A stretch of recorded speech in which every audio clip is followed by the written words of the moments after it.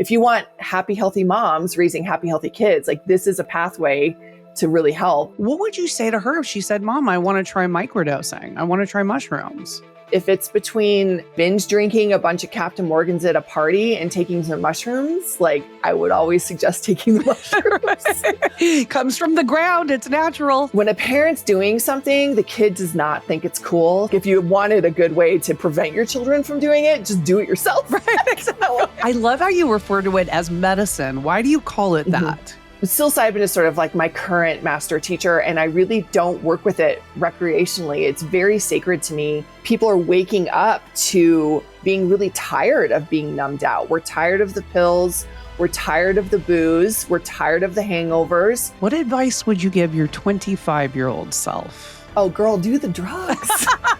More mushrooms. Take the mushrooms, honey. You're going to be okay. That's what I would tell her. Right. Stop drinking so much and take some mushrooms. What if the secret to becoming a calmer, more creative, more connected version of yourself wasn't another glass of wine, but a microdose of mushrooms? Today, I'm sitting down with Tracey Tee, founder of Moms on Mushrooms and a leading voice in the modern psychedelics movement. We're diving deep into why so many women, especially moms, are quietly exploring microdosing as a path to emotional balance, creativity, and self-reinvention. Tracey's breaking down what's the hype and what's the science, sharing wild stories from the front lines of this movement and opening up about the profound ways psychedelics are reshaping conversations about mental health, parenting, and purpose. If you've ever wondered whether microdosing could change your life, or just want the tea on what everyone's whispering about, you do not want to miss this one. Tracey, welcome to the Iconic Midlife. How are you today? I am great. Thank you for having me. Oh my goodness. Well, I'm so excited you're here. I know it's been a long time coming. We've had to reschedule a couple of times, but I'm glad we have finally made it. So yes. So great. So great. I love your platform. I've been checking it out. It's so cool. I just think it's amazing that you're not afraid to speak out about something that could be considered taboo. And for those who may not be familiar with your platform, Moms on Mushrooms, what kind of brought you to this? Like, what was it about, what was going on in your life or, mushroom? Like, how did this all come together? It's so fascinating. Yeah, well, it is definitely a long, like, heroine's journey, but I'll try to keep it succinct. I really felt when I started working with this medicine, that it was the perfect thing for mothers in this time that we're in. I came to the medicine by way of being a comedian. I had a live comedy show that toured the country for years and years. It was pretty successful. And then when the pandemics happened, we watched our whole business sort of slip through our fingers like sand. And coupled with navigating, yanking a sweet third grade girl from her school and putting her on a computer, which she didn't even have. And all the things left a lot of us with a lot of existential angst and grief, and then losing a business on top of it was really intense. And I had sort of been on a spiritual journey really ever since I turned 40. I think when women turn 40, we tend to ask those big questions, right? Like, who am I? Why am I here? What am I doing with my life? Is this the life I want? And for me, that sent me down a now almost decade-long rabbit hole of searching for those answers. And I would come up against psychedelics every now and then in my studies and read about ayahuasca or psilocybin, and it all sounded amazing and really resonated. And then I just would always think, well, I could never do that. I'm a mom. Like, I can't go to the Amazon rainforest and do, 6 rounds of ayahuasca for 3 weeks. And I was raised in a very conservative Christian home during the DARE years. So I've got Nancy Reagan in my ear telling me I'm just going to fry like an egg and jump off a building. Your brain on drugs, right? Remember that commercial? I can't do that. Yeah. So it just never really seemed like a possibility. But then after the pandemic started and the lockdowns, it kind of just seemed like a why not? And I actually my same business partner, who's also my best friend since the eighth grade, I had the show with, she invited me on a camping trip with a bunch of women in the summer of 2020. And she said, I want you to come to this lake. We're going to go on a camping trip. It's going to be a bunch of really cool women. And you're going to put your big girl pants on. You're going to do mushrooms. And I was like, okay. And so I had this totally stereotypical first psychedelic experience. I, fell in love with everything. The colors were brighter. I saw a grid over the earth. I felt connected to God and I understood everything. And I remembered going to sleep that night with my best friend, just like in our tent, just talking about how much we loved our husbands and our children and how grateful we are for our lives, and just going to bed with my face hurting because I was smiling so much. And I woke up the next day and I was like, well, this is it. Like, this is it. And that really gave me permission to explore microdosing. And when I started microdosing, that's when all of those question marks and all the studies and different explorations I had all started to all the dots started to get connected. And the longer and more intentionally I microdosed and incorporated that into my practice, the more of the bad stuff that I had wanted to release was just sort of falling off me. I felt myself just get like the frayed edges, just the raw edges just got softer. And I just felt myself becoming the version of myself that I always wanted to be.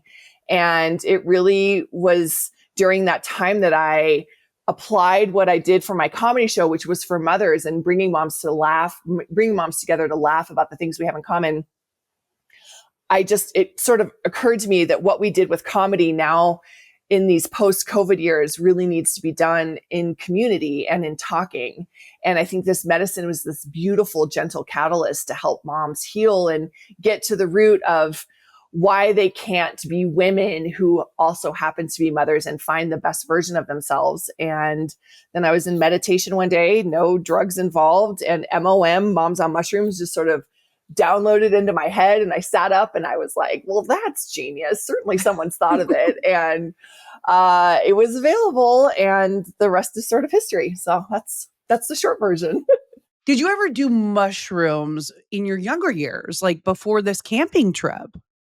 No, I mean, I think I tried some one time in college, but like, I don't think I took enough or anything. But no, I never did drugs. I mean, I went to college in the 90s when everyone was doing ecstasy, and, I'm from Colorado, and I've definitely had my fair share of marijuana, but like, no, I never did never. I was a bartender in Los Angeles. I never did cocaine. Like, I never did anything. So no one's more surprised than me to be sitting here talking about psychedelics, since that's my career now. Yeah. So good. I love how you refer to it as medicine. Why do you call it that? Because it's truly medicine.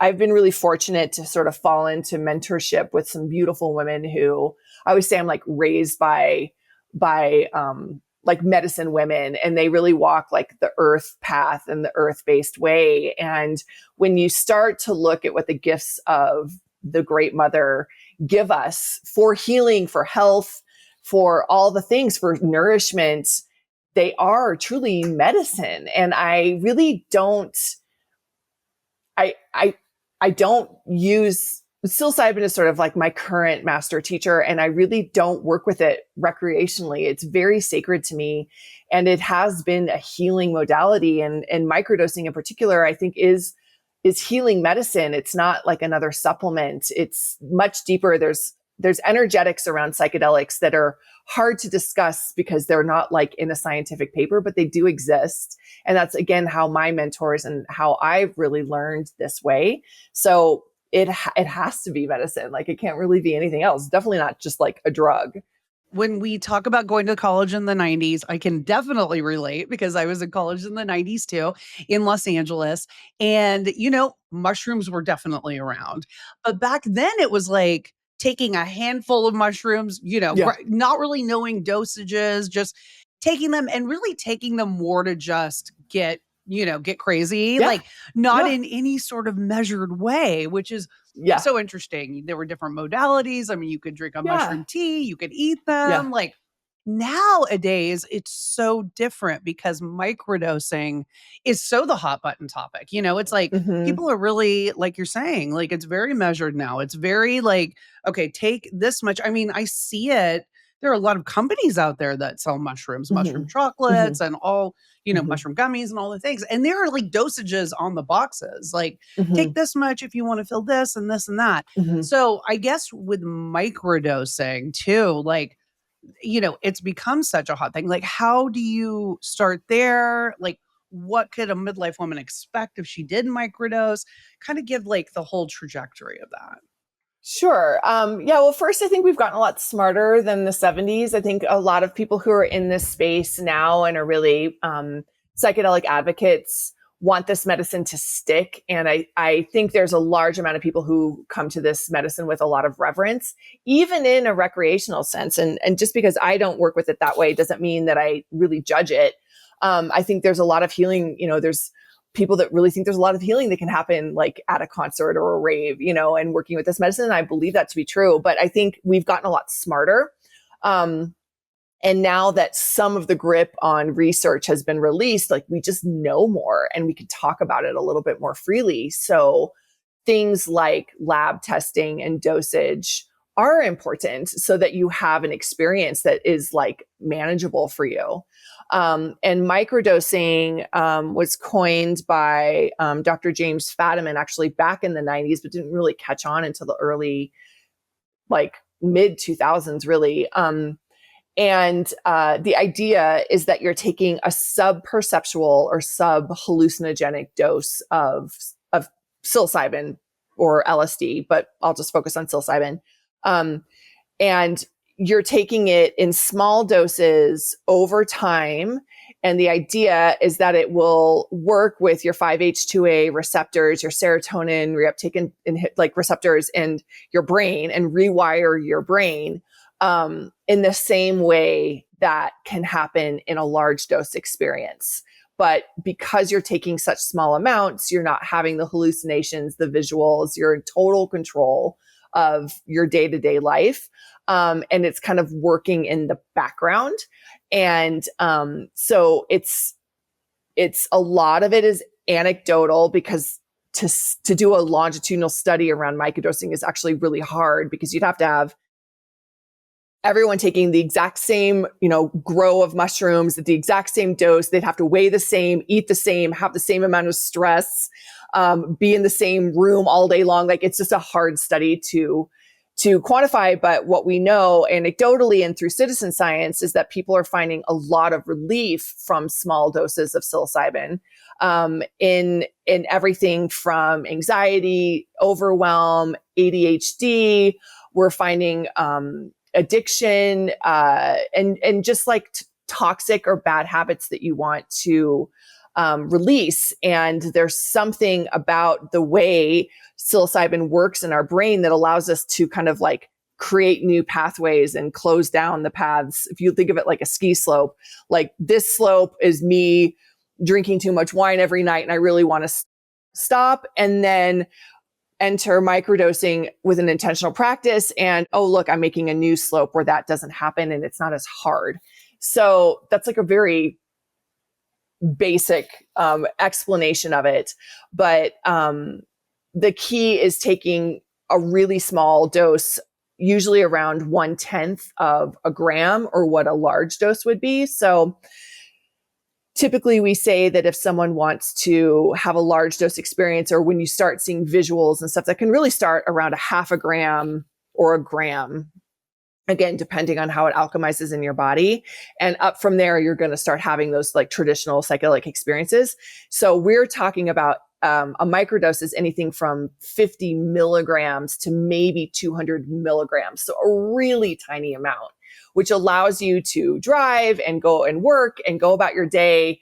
And you're not high or anything like that. The way I can equate it and sort of like noticing that it's in your body is how we feel maybe after we have a cup of coffee. Like it's there, but it's not really inhibiting anything, but it may like lift you up a little bit more. So, Oh, that's fascinating. So if you're doing these smaller doses, it's like it's like a tinge, like you feel the tint of it, but it's not like you're feeling incapacitated in any way or like that you can't carry on with your daily activities. No, no, that's not what we want at all. And that's why I think microdosing is such a great tool for mothers because, yeah, you're not incapacitated. You absolutely should not be. And, when it comes to microdosing, more is not necessarily more. You want to keep it below a certain dose because you don't want to lose any control. And yeah, and in many cases, it actually helps. And people find that it increases better focus, better presence, more creativity. So it's a really beautiful ally just in day-to-day life. And then if you're working through something or working towards something even, it's a really great ally to help you kind of release whatever it is you're working through. Do you find that it gives you more focus to complete tasks or to complete work or kind of just keep you on a more focused path? Yeah. I mean, I don't, I've never taken Adderall, so I don't know what those, stimulant medicines are like in my body. But I will say for me, that's not something that I really, well, I guess I do kind of struggle with focus, but it's not really something that I focus or struggle with. But from a creative standpoint, as a writer and someone who does a lot of research and writes courses for Moms on Mushrooms, if I'm working on like a big writing project, I find that it does really help me drop in and keep focused on writing, mainly because it sort of stops the self-censorship and the words just kind of flow out a little bit more. So I'm just more in that creative flow process. It's easier to drop into that. So I guess in that way, I do find focus because I can steer away from all the distractions that we have in 2025 and just let the words come out on the page, which is so liberating to not have those like intrusive thoughts saying, oh, no one's going to like that, or don't write that. That's dumb. Just let's get it out and then refine it later, which is like a really freeing feeling. Yeah. And do you find that it helps with your relationships, like your relationship with your partner or your relationship with your kids?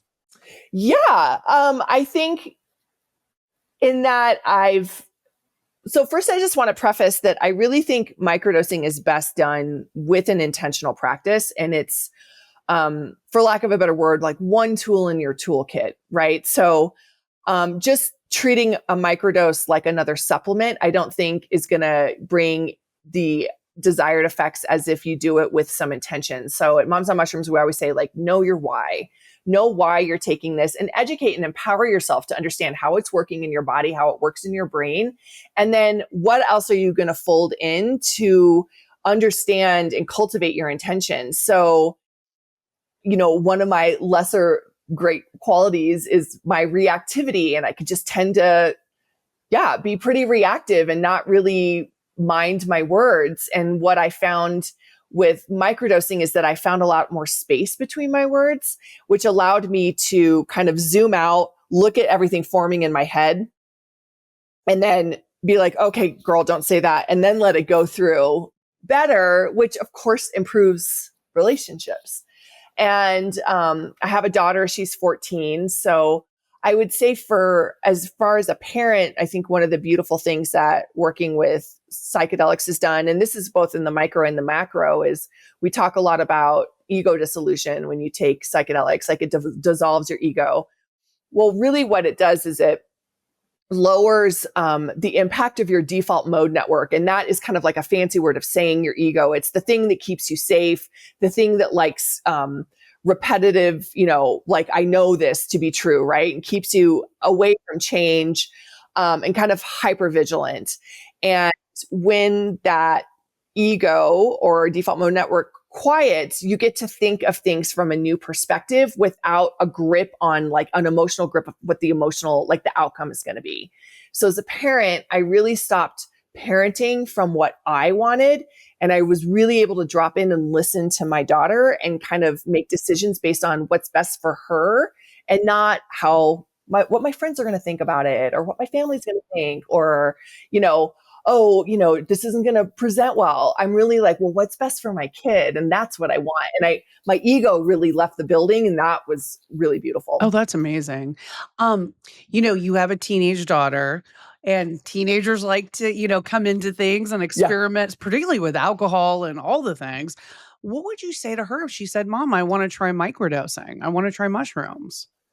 Well, I would knowing what I know now, and this is not how I was, because I drank a lot when I was really young. I would really steer any teenager away from drinking. It's just not good for you. And your brain, we know that the brain doesn't really finish developing until around 25 years old. So I wouldn't really recommend too much early on in general, but gosh, if it's between binge drinking a bunch of Captain Morgans at a party and taking some mushrooms, like I would always suggest taking the mushrooms. Comes from the ground. It's natural. it's just, Mm.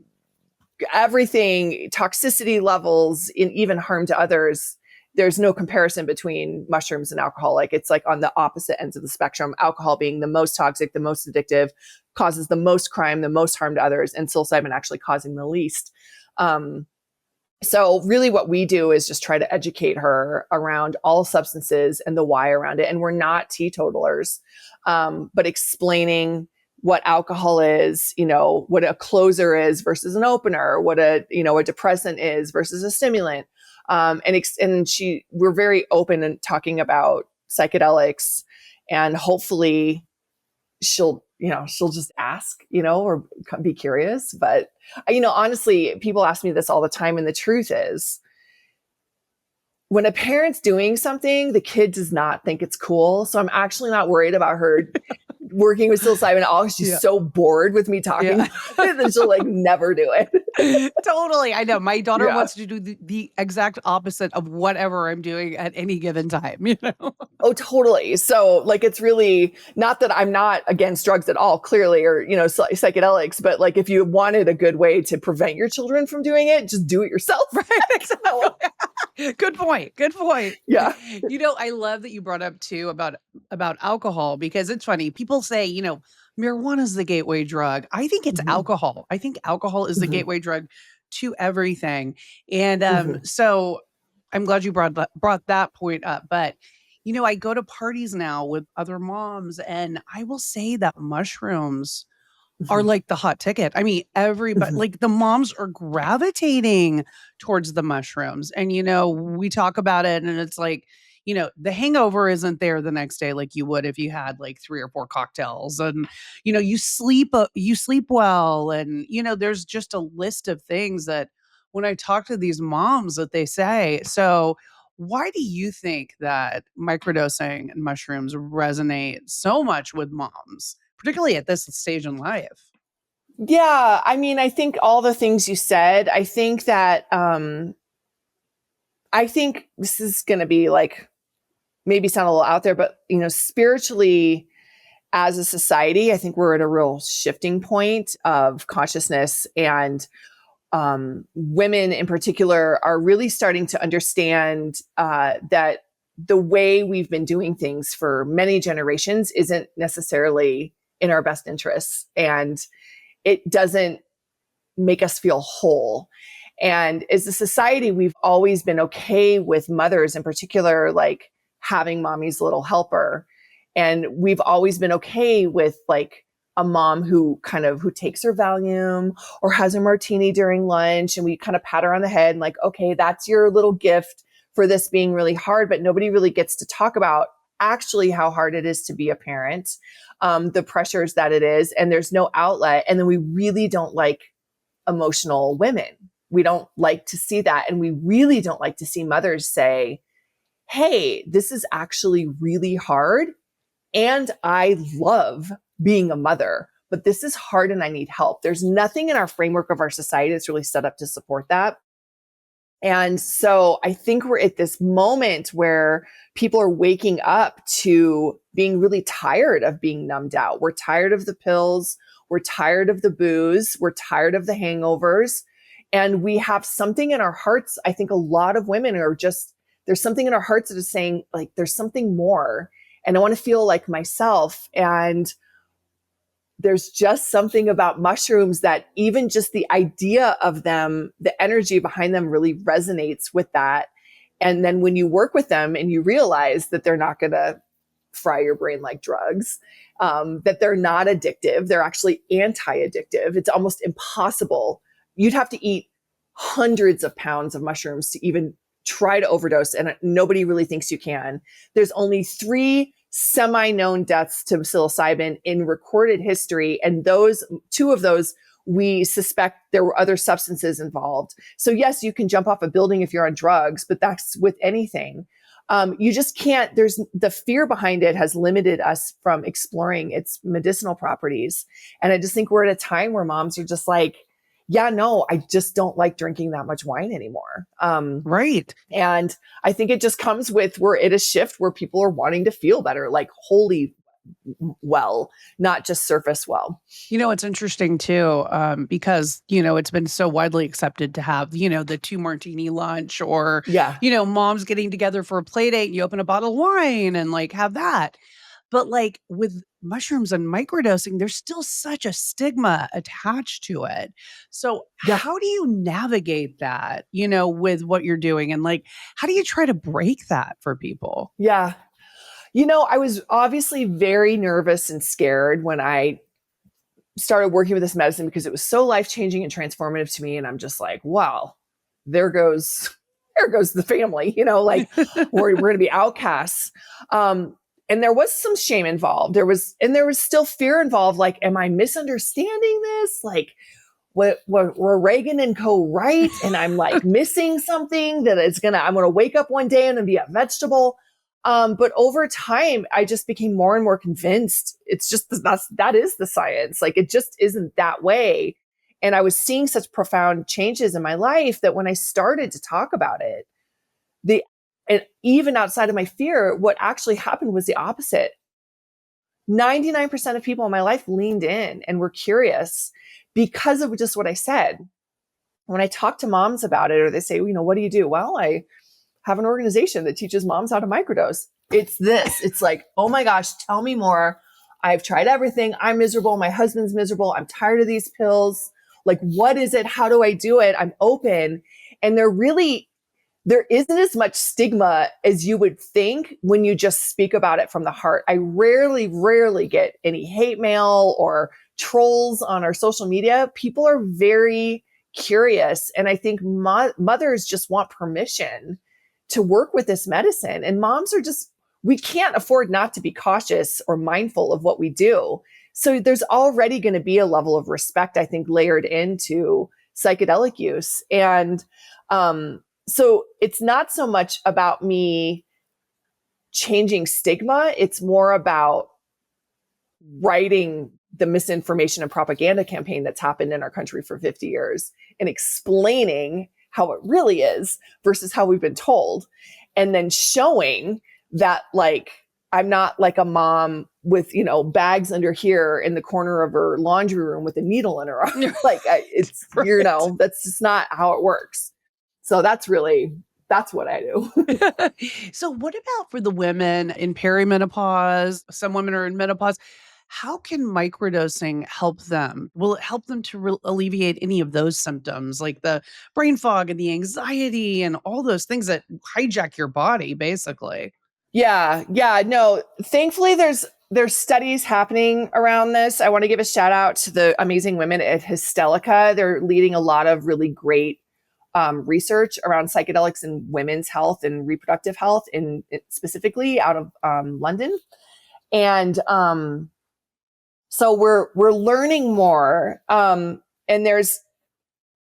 so categorically, it's not like if you start microdosing, perimenopause hormonal symptoms are going to go away. However, what we're finding is that there's a lot of serotonin and things happening in the gut that we're not giving enough credit to. And so psilocybin works with the serotonin. So we're trying to, research the pathways of how those can affect. But in terms of things like anxiety, brain fog, overwhelm, and something bigger, which is less quantifiable, which is just like grappling with the change that you're going through, microdosing can be incredibly supportive. But again, only I think if you're really clear about why. And a lot of what we do at Moms on Mushrooms is try to help moms unlearn what it means to like heal, because we're so taught that if you just take this pill, everything will change. We want something quick. Our society is a quick magic pill mentality. It's just not how psychedelics work. So there's some patience and some like effort that needs to go into working with it. But in doing that, it allows you to peel back the onion layers of what might be bothering you and what might be coming to the surface as you experience those perimenopausal symptoms. And then like physiologically, pairing a microdose with like lion's mane mushroom, which is a non-psychedelic mushroom, is absolutely beneficial for, I think all women should take lion's mane every day for the rest of their life. I went through early menopause. I had a full hysterectomy at 41. So I had surgical menopause in a day. I went into menopause. And it was incredibly debilitating. And I couldn't think for like a year until I started lion's mane. I feel like I got my brain back. So there's definitely like power of mushrooms that even aren't psychedelic that I would highly recommend. And then pairing them with an intentional microdosing practice, yeah, it can be really powerful. Wow. Even going through surgical menopause, like you're saying, you were still feeling the symptoms of menopause, correct? Like you still had anxiety, brain fog, like all the things. All at once. Yeah. I mean, I had stage 4 endometriosis. So I was probably perimenopausal in my 30s.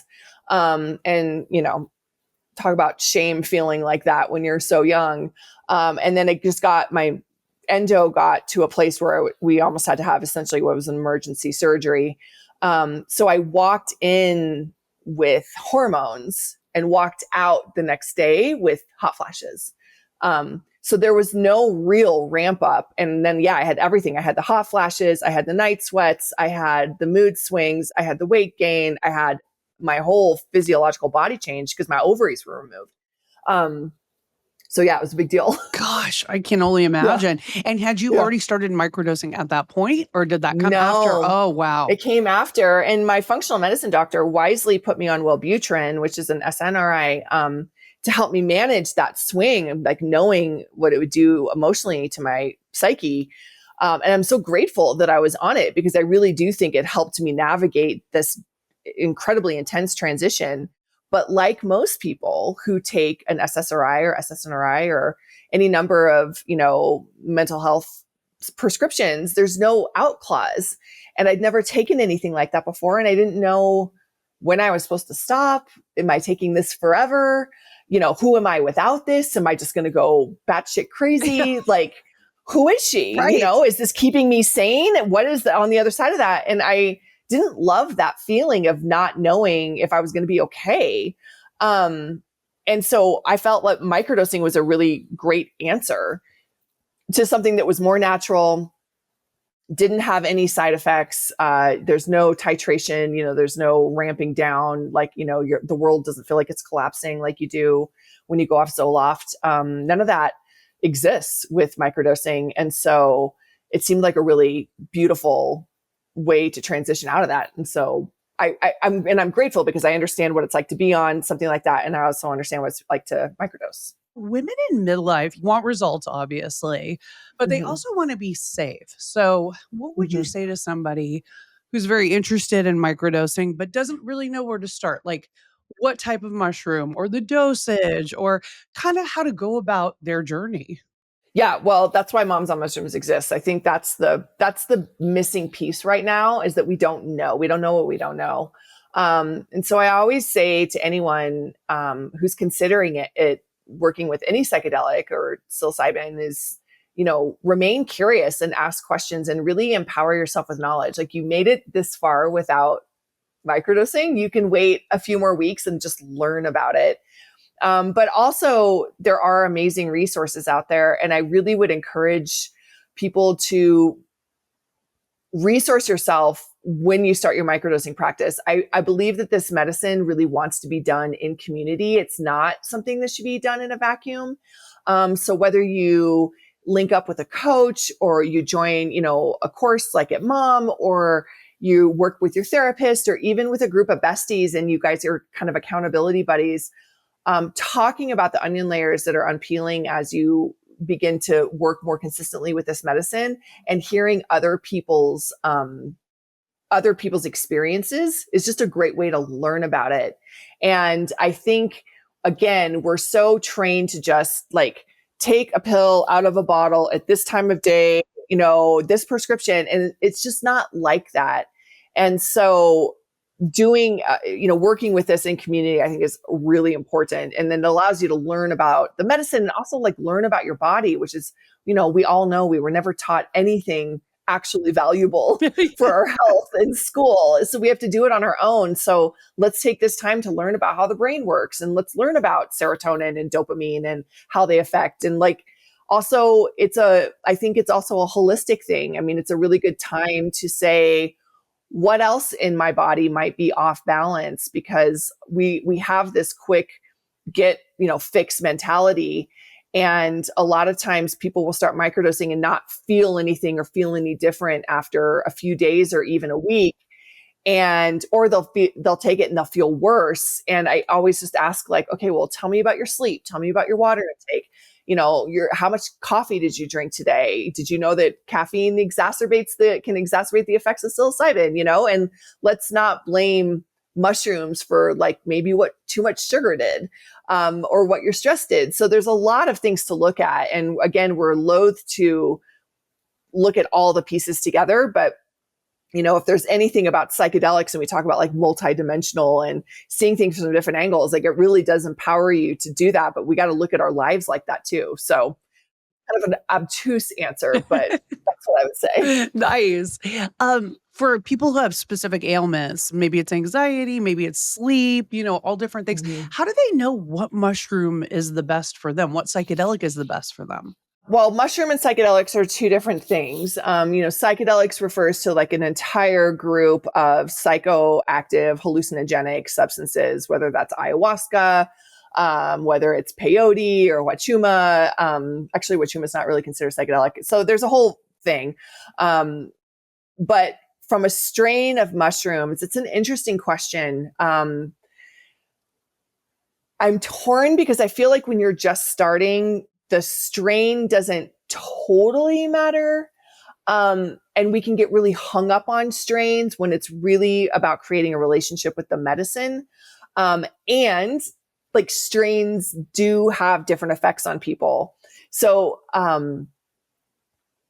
that's, I think, why getting into like learning about it and reading about it and having a coach or a guide like kind of offer what they think is good is helpful. Like, for example, Golden Teacher, I find to be really heart-centered, and it's really good for like meditation days and days when I want to work through some big emotions, versus like Z strain that can be very activating. It's really good for focus. A lot of people with ADHD really like Z strain. So there are nuances, but it's more kind of like wine, right? Like you can have red wine or you can have a really good Cabernet, but like generally speaking, the effects are the same, but like Cabernet versus tequila are very different.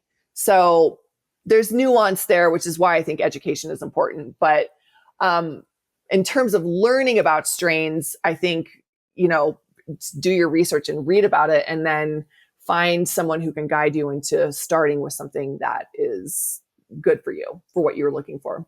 And also, because microdosing is so all over the place now, there's so many companies that are, selling mushrooms and microdosing, but how can we tell if the provider is legit or not? Because there are a lot of fakes out there.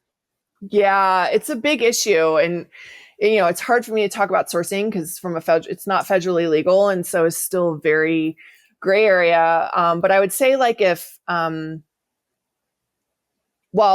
buying like a microdosing brand and it feels like it's packaged and it looks like it's legit, always check the ingredients. I always recommend that you purchase something that is lab tested, because lab tests will check for E. coli and mold and things that can make you kind of sick. But a good brand or company will also test for potency, and they will measure the dose based on the amount of psilocin, which is the active component in psilocybin. They'll measure the dose based on that versus the weight. And then, because you really want to know what's in a capsule. And if it doesn't list the ingredients, or if there's a lot of other things, like now everyone loves to biohack a microdosing thing. So now you see like microdoses with like cacao and shashandra berry and lion's mane and fairy dust, and like how much of that, it's going into a small capsule. So how much of that is actually going to be effective for you? how much of it is a gimmick? And then like, where's the psilocybin in all this? Like so is it 50 milligrams of all of that together? Or is it 50 milligrams of psilocybin and then all this other fancy stuff? So I always suggest like, just buy a pure, you can stack that other stuff. You can find those supplements. You don't really need it. Stick with like a pure strain. And that's just psilocybin. See if it's lab tested. And if they're not forthcoming with their ingredients, I'd find somewhere else. What about people who are a little scared because it's not federally legal? So are people going to get in trouble if they try to get it, or? I can't comment on like legalities in Colorado. It's decriminalized and now legal. Well, it's decriminalized statewide, which means in Colorado, we can gift it, we can gather it, and we can grow it. Decriminalization is happening in a bunch of states and a bunch of cities. Individual cities are passing decriminalization laws, which allows it to be the lowest on the ledger of like what law enforcement is worried about, which is great because ain't nobody committing major crimes with psilocybin in their back pocket. Like, it's just not happening. There's way more things for us to look at. So if you're in a decriminalized city or state, you can absolutely just grow your own. And the beautiful thing about mushrooms is that they grow on every continent on the planet except for Antarctica. Paul Stamets says like mushrooms are the most democratic medicine. Like there really isn't any cultural barriers. Like they're here for everyone and they're really easy to grow. So I would just like explore growing it. That way you have full control over all of it. You don't have to, worry about anything and you did it yourself. So otherwise, it's kind of up in the air. I know there's kind of murmurings at the federal level about possibly rescheduling psilocybin down from a Schedule 1 drug into Schedule 2 or 3, which would be amazing. So it's not up there with cocaine and heroin. But I don't know when that's going to happen. So it's kind of the Wild West right now. And those of us who really want to preserve the integrity and ethics of the psychedelic space, try to work within the letter of the law. And that's why Mom is a education and advocacy platform. And I think we just need more people speaking up about it so we can at least get things decriminalized and not worry about getting in trouble. Absolutely. And how much of the movement from the counterculture to mainstream do you think that moms are responsible for with microdosing and mushrooms and really getting it out there because it is so widely used amongst moms now? Yeah, I think, that's a great question. I think, look, when moms want something to change, shit gets changed, right? Like when that's just how it is with mothers. And so, you're absolutely not the first person that tells me I go to these parties and everyone's microdosing. Like we know that it's happening. I think what we're not seeing is like moms who are microdosing who are like advocating for it or really understanding even, like the real beautiful potentials about it, working with it intentionally and not kind of just as a replacement to alcohol, which is amazing. But my vision has always been like, if 1 million moms stand behind this medicine, like we're going to get it legal. There'll probably be no war. But we just need a lot more voices. But I think when mothers start working with it in the day to day, it just naturally falls. It lessens the trigger around it, and makes it like, if moms are doing it, how bad could it be? So TBD really, but where I sit, I think we have a really beautiful opportunity like we have with so many other things, where moms have rallied around a cause to really make a difference and say like, hey, if you want happy, healthy moms raising happy, healthy kids, like this is a pathway to really help, and let's change the laws. Absolutely. I mean, moms should be ruling the world right now. We'd be in a much better place. Do you think there's anybody that should not be doing microdosing and mushrooms? Okay. Who is that person? Yeah. So no one thing is for everyone, period. And so, but psilocybin, magic mushrooms in particular, you really want to be careful if you have schizophrenia. Or even like first level. So if your parents were schizophrenic, it can trigger things in your mind that don't necessarily come back. Bipolar 1 disorder it's the same thing. And then also if you have a long history of suicidality, you really want to look at that and get to the root, and there might be better pathways. People who have really high anxiety might find that microdosing in particular increases anxiety. And so sometimes people really don't like microdosing. Sometimes people prefer a macrodose or a large dose experience, and you get that full therapeutic effect. I always say like a large dose ceremony is like 10 years of therapy in a day. And that microdosing is just a little too intense for the body. So, again, that's why you really want to work with someone who's had experience, who works with this medicine themselves. It can really guide you, so you find that sweet spot for you. But definitely schizophrenia, bipolar are the two that you really want to be careful. And if you're taking lithium, it's the only real main contraindication with psilocybin. It is tolerated. SSRIs are tolerated and can pair well with psychedelics or with psilocybin. And often microdosing while titrating down from an SSRI is really helpful. It helps mitigate some of those negative side effects. But again, all of those things you want to do with a pharmacologist or with your doctor. And there's actually really beautiful pharmacologists out there that specialize in that intersection of pharmacy and psychedelics that can really advise you. So just, do your research, talk to experts, and get some guidance. You should be okay. And without naming any names, what is the most unexpected kind of jaw-dropping transformation that you've seen in your community since starting Moms on Mushrooms? Oh gosh, there's so many. I think they may not seem jaw-dropping, but hearing a mom say, I started playing my guitar again. I haven't played in 20 years. I'm painting again because I love it. I forgave my husband. I forgave my parents. I stopped drinking. I got myself off all my medications. I mean, the list goes on and on. Or just, I started loving being a mom. I can play with my kids again and not get angry.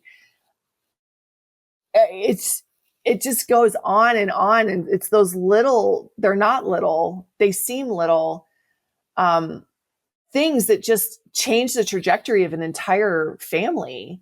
And when when you're happy and you're happy playing with your kids again, and you're not feeling pulled in a million directions, and you can get down on the floor and play, or you can say, you know what, I'm not going to play today. And you don't feel horrible for saying no. And you've created boundaries as a parent. That ripple inside your family unit and to your friends, like that is immeasurable. And we see it all the time. We just see lights come on in people's eyes. And we've seen women who have changed careers and gotten into the psychedelic space after working with it themselves. They're like, forget this office job. Like I wanted to help people too. And we see it all the time. So it's varied and it's beautiful and it's constant. That's amazing. How about microdosing and HRTs? Is there any sort of, contraindication, or are they safe to go hand in hand?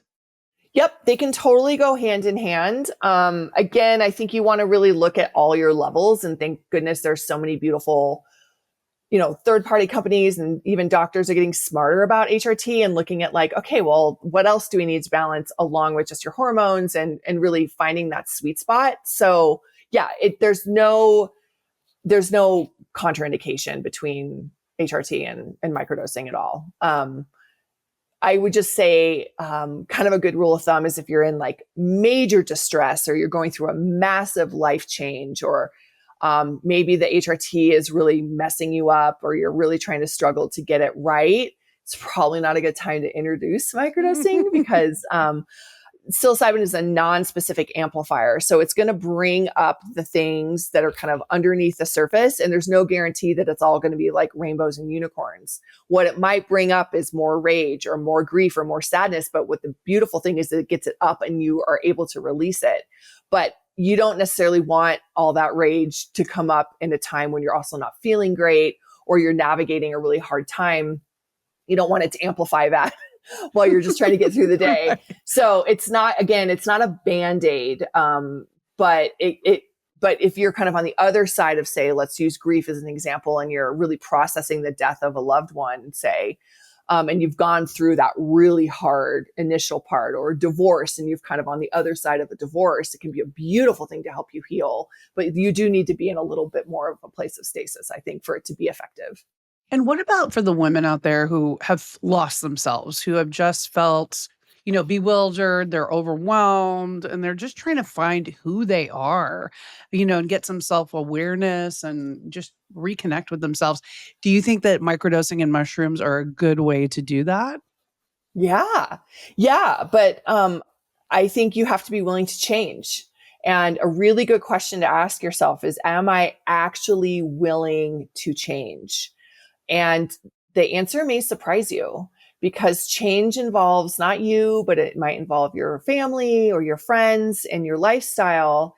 And there may be things that you're holding on to that you don't like, but if you shift them, it may, this fear of the unknown is very real. And so realizing that you've lost yourself and having the desire to come back home to yourself and like figure out who you are and feel whole and feel like, the best version of you can only happen if you're willing to change. And if you're willing to do the hard work that it takes to, again, peel back those onion layers and, face your shadow and really look yourself in the mirror, and let her stare back at you for a minute and like process that, then I think microdosing is 100% a beautiful way. And we see that all the time. But you're going to have to roll up your sleeves and do a little bit of work for sure. Absolutely. Do you think in the next 5 years we'll see microdosing and mushrooms replace wine nights, wellness retreats, things like that for moms and women in midlife? Yeah. I don't know about fully replacing, but we know that alcohol consumption in this country is at an all-time low. And I think we can't thank just the mushrooms for that, but I think it's playing a big part. So I do think in 5 years, I think we're seeing a trend of people just wanting to feel better, right? And we're also seeing a trend of women wanting, like, really craving community and connection. That's why, like, we're seeing 50-year birthday parties at a wellness retreat instead of some massive boozy blowout. These things are becoming more and more common.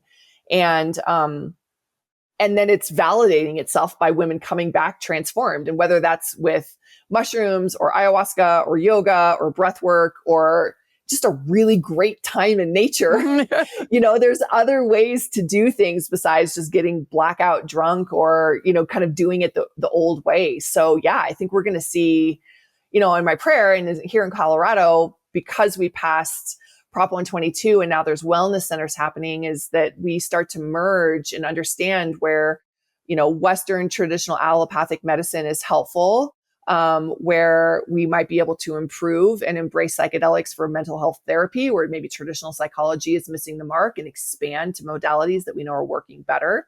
And that helps people feel better, which helps them want to feel better. And yeah, maybe everyone's just drinking Pellegrino at parties and having a great time. Wouldn't that be amazing? I know, right? Feeling good the next day, waking up clear and not hungover, Yeah. It's true. If a woman or someone is listening to this episode right now and at the end they say, I want to start microdosing, I'm really interested in mushrooms, I want to get into it, what would you say to that person? What are the next steps? Well, if you're a mom, just come to momsonmushrooms.com and we've got you covered. We have a really beautiful self-paced course that's called Microdosing 101 for Moms that really answers all of your questions. We'll take you through the whole get started process. It's $80. It's affordable. You can do it on your own pace. And then inside that, we have, coaching you can book 101 with us. We have 2 communities, private communities off Facebook that are a wealth of information and resources. So you can, again, empower yourself with knowledge. And so, this is why we're here, is to help you get started. And if it's not mom, again, I would just seek out, look for coaches or different women's circles who are doing this so you can really get some support. I really, really think the support is important at the beginning. One of the beautiful things I think about microdosing that's important for women right now in this time is that it helps us create a relationship with the medicine and gives us context for what it means to work with like earth medicine. Because we don't have any of that. We don't have ceremony in our lives. Our culture doesn't have that. So let's take some time to create that relationship. And then when you understand it, you understand how it feels in your body, like by all means, go and explore a large dose experience too, but you're going to know how to do it safely. You're going to know some terminology. You're going to know what to look for, and you're going to know your why. And that's what makes this medicine really powerful. That's amazing. So rolling back the clock a little bit, I want to know, what advice would you give your 25-year-old self? Oh, girl, do the drugs. More mushrooms. Take the mushrooms, honey. You're going to be okay. That's what I would tell her. Right? Stop drinking so much and take some mushrooms. You're like, trust me, the hangover will be much better. Oh, girl. And like, I can't even, if I had given myself the opportunity to get out of my own way, to let my ego take a side seat and really, again, look at myself in the mirror at that age. And I was very driven and very clear about what I wanted, but like, we can always do better. I probably would have gotten ahead of a bunch of different things that now have compounded themselves that are showing up in, my 40s and things I need to work through. And I think just having the emotional intelligence and the spiritual freedom that psychedelics offer, I can't even imagine like what that girl would look like now, and I think it's so cool because I talk to so many young people who are microdosing, who are working really intentionally with psychedelics. I talk to a lot of young moms to be that are doing ceremonies in preparation for getting pregnant, getting really clear about why they get pregnant. And I'm like, oh my gosh, this is amazing. Like it is shifting. It's happening in real time and it's beautiful to watch. So while I'm grateful for where I am and the perspective that I have, yeah, I'd take the drugs in the 25. Totally. You're like, why didn't I figure this out sooner? Yeah. Well, I was scared. So, Oh, just a little note to that. Don't take mushrooms if you are breastfeeding or pregnant, correct? That's a personal choice there, but I would say more than anything, don't take anything that alters your state of consciousness and get behind the wheel and, do your research. Yeah. Absolutely. How are you living iconically right now?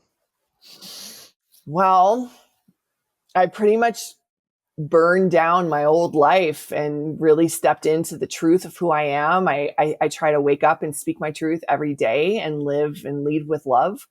And I don't know that that's iconic, but it feels very different than, Tracey 2.0 is very different than pre-shrooms Tracey. And I try to live in communion with God and with my values. And a lot of that comes from my medicine practice. So, I'm just out here being a mushroom mama and, hoping to find more of me. Yes, of course. Well, I definitely think that there are. I mean, it's only a matter of time to get everyone together, Totally. And I just think that in the next few years, I mean, we're going to be obviously seeing so much of this, like the change is happening. What are you most excited about? I'm excited about decriminalization, legalization. I'm excited about pairing psychedelic therapy with other therapeutic modalities. I'm excited about other psychedelics becoming available to work with, so that we stop having this one size fits all mentality around medicine in general. I'm excited for people to start feeling better and becoming more sovereign and taking their health and their personal life choices into their own hands. And I'm excited for psychedelics to be treated with respect and reverence, and find their place in mainstream society. And it will look a lot of different ways.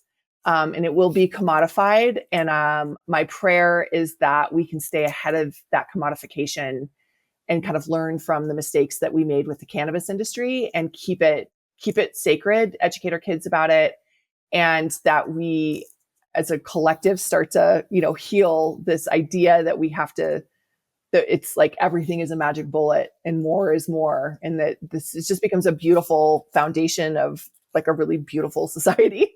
Much more, accepting and together and really building community. That's an interesting point, though, that you make about the cannabis industry. Do you see the microdosing industry kind of following that path as well?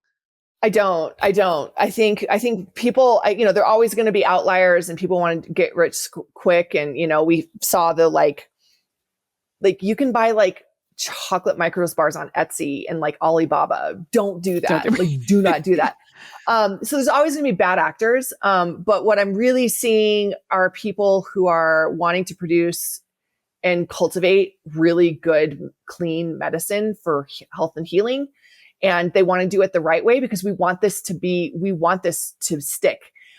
So people are really treating it with respect. They're applying science with, sacred earth wisdoms, and they're really trying to create products that are going to help people. And there will always, Americans make everything into a candy. So you're always going to have a sector that's going to have gummies and lollipops and, chocolate and God knows what else. But I hope that from an educational standpoint and awareness standpoint, we start to learn about what to look for, and that, if that's your jam, fine. But hopefully we're going to seek a higher, better quality and not. And I think with cannabis, what happened is like we pursued the more is more. And now, especially in Colorado, like people can't really even go to dispensaries anymore because it's so strong and it's gotten so kind of genetically modified. Like people can't work with it. It's too much. And I don't want to see that happen. Exactly. Keep it as true to form as possible then. Yeah. Yeah. And what's next for Moms on Mushrooms? I know you've got a lot going on with your community. So what's happening next? Yeah, I think just more awareness, more advocacy, and really just trying to spread the word about this medicine and support moms, meet moms where they're at. And I'm working on a really fun thing that came from one of our communities. I'm going to do like my own riff on the 75 hard, but it'll be about nervous system regulation and nourishing ourselves. And that's a really big part of what Mom tries to do. So that'll be rolling out soon. I think it'll be fun. It'll be like inexpensive and a cool thing that you can explore. And if you want to fold microdosing into it, great. And if not, I think it's a good pathway to understanding like when you're going to be ready for microdosing. So any Moms on Mushrooms retreats in the future? In the future, not in the immediate future. Yeah. I want to do them well. And I think we need a little bit more resources to get it the way I'd want it. So we'll get there. Oh, count me in. Yeah, I know. For sure. For those who want to connect with you, tell them the best way to connect with you. Yeah, you can just come to our website, momsonmushrooms.com. Shoot us an email from there. It's just us moms answering it. We're not a big conglomerate. I'm on Instagram at Moms on Mushrooms Official. And that's pretty much it. Pretty easy. Very nice. Very nice. Well, guys, definitely check her out because she's got so much great information. If you're curious about microdosing mushrooms, Tracey knows it all. So definitely check out her website. That was Tracey Tee. And wow, this conversation is going to stay with me. Whether you're curious, cautious, or already in the know, Tracey reminds us that midlife reinvention sometimes means questioning everything we've been taught and finding new ways to come home to ourselves. If this episode made you think, share it with a friend who needs to hear it. And if you want more conversations like this, follow the Iconic Midlife wherever you listen to podcasts. While you're there, rate us and leave a quick review. It's the easiest way to support the show and help us reach more amazing women like you. Apple Podcasts, Spotify, Amazon Music, or wherever you get your podcasts. We're there.